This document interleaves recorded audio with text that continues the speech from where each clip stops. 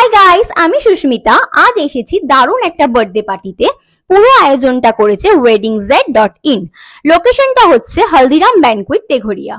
এই ব্যানকুইটটার vintage vibe একেবারে আলাদা। আর weddingz.in এই কথাটা মাথায় রেখে পুরো ডেকরটা করেছে সিম্পল, কালারফুল আর ক্লাসি, একদম আই ক্যাচিং। লাইট অ্যারেঞ্জমেন্ট থেকে শুরু করে সব ছিল একদম পারফেক্ট। আর এখন আসি খাওয়ার কথায়।